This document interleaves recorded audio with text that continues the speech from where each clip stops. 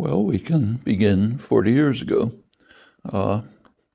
In January 1976, the three major Arab states, so-called confrontation states, Egypt, Jordan, Syria, approached the United Nations Security Council with a resolution which they submitted, calling for a two-state settlement on the internationally recognized border with guarantees for the right of each of the two states, Israel and new Palestinian state, with their right to exist in peace and security within secure and recognized borders.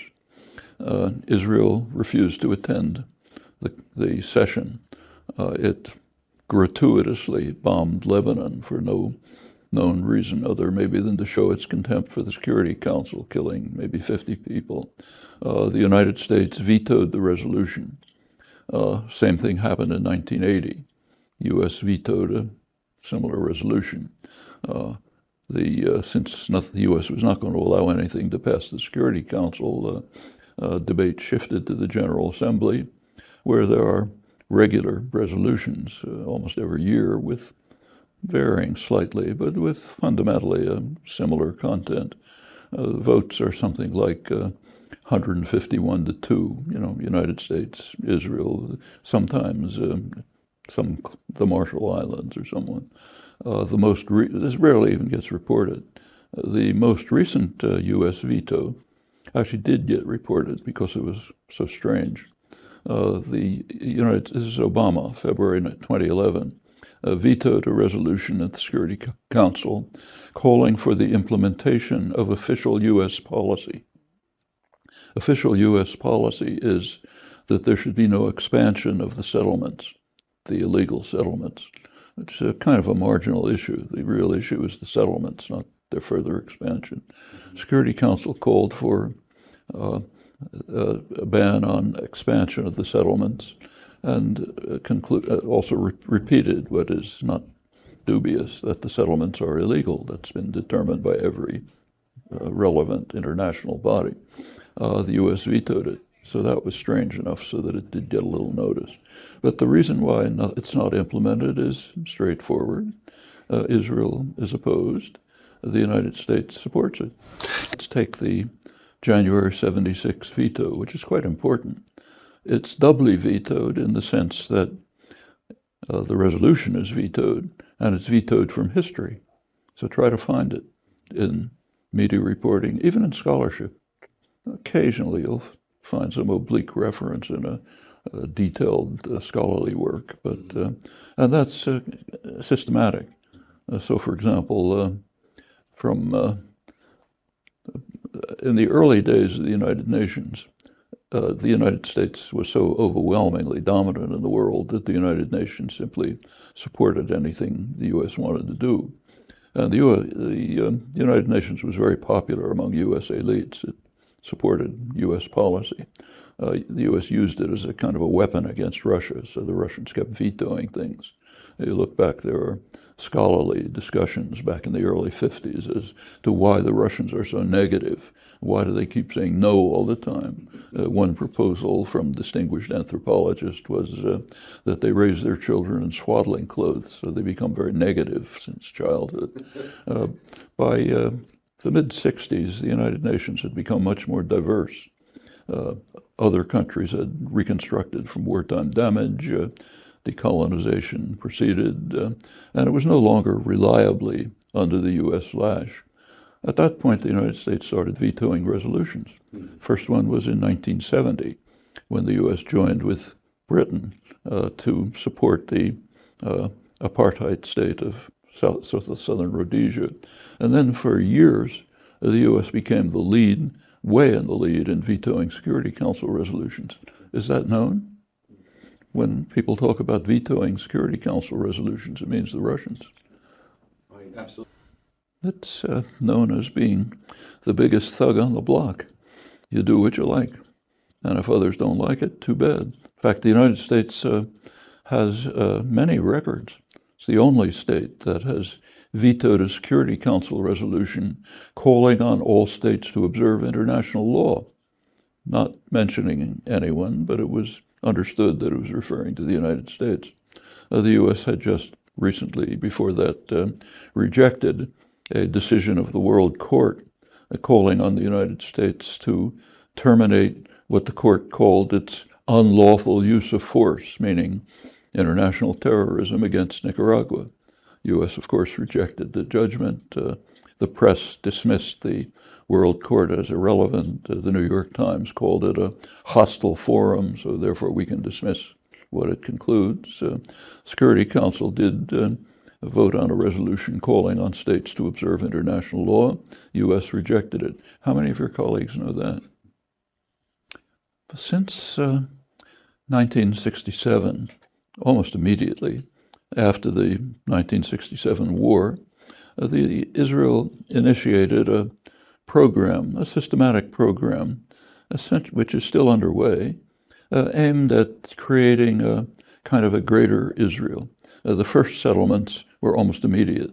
First one was in the occupied Syrian Golan Heights, which Israel had conquered. That was the first one, kibbutz. Then another one in the West Bank, near Hebron, then just slowly expanded. Under Shimon Peres, they expanded deep into the West Bank, what Israel calls Judea and Samaria, into Samaria. And it just goes systematically. And the idea is to take over whatever is of value in the West Bank. Gaza we could talk about, but since the idea since 2005, which is official incidentally, is to keep Gaza what's called on a diet. That was the Israeli official Dov Weissglass who organized the withdrawal of the Israeli army, said we'll keep them on a diet, not too little food so they all starve. That won't look nice, but not enough to survive in any decent way. The purpose of the withdrawal, he said, is to ensure that there will never be any discussion of a Palestinian state. Freeze the negotiations. It'll freeze it. It puts it in formaldehyde, he said, very explicit. So Gaza, you just keep barely surviving. It's a kind of a punching bag. Anytime you want, you launch an attack and massacre people and so on. It's called defense, of course. In the West Bank, take over what you like. The contours are very clear. What's called Jerusalem is now about 5 times the size of anything that was ever historic Jerusalem. It takes over large parts of big chunks of the West Bank, including many Palestinian villages. Israel annexed it over the orders of the Security Council. That was back in '68. The U.S. at that time still supported international law on this issue. The U.S. voted with the majority. Israel annexed it anyway. Now President Trump has recognized the annexation in effect. So that's a big piece of the West Bank is what's called Jerusalem.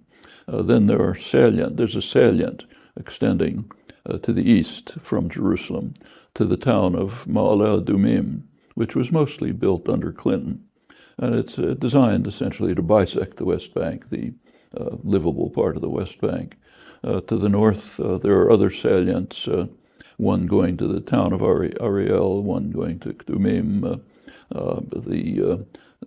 There's what Israel calls a security barrier. Has absolutely nothing to do with security, but it has to do with annexation. So it's really an annexation barrier. It cuts through most of it, almost all of it, cuts through the West Bank, and the area to the Israeli side of the security boundary is basically integrated into Israel. Israel has slowly been taking over the Jordan Valley, large part of the arable land. There's various techniques. The usual technique is to declare a military zone where nobody's allowed to live. So you move out the Palestinians, then you move in Jewish settlers a little bit later when nobody's looking.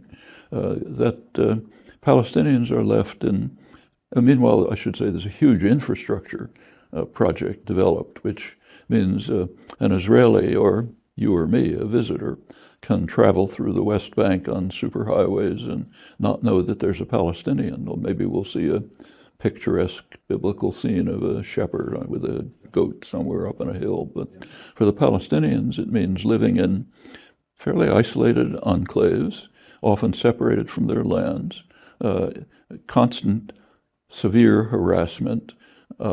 Settlers, first of all, are just violent. They go in and kill people and so on.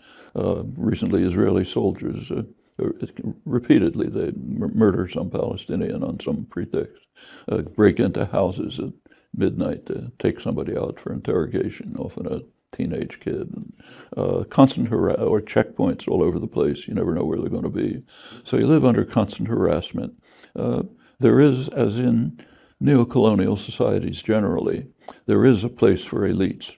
So Ramallah is a place for Palestinian elites. It's a Western-style city. You can live pretty nicely.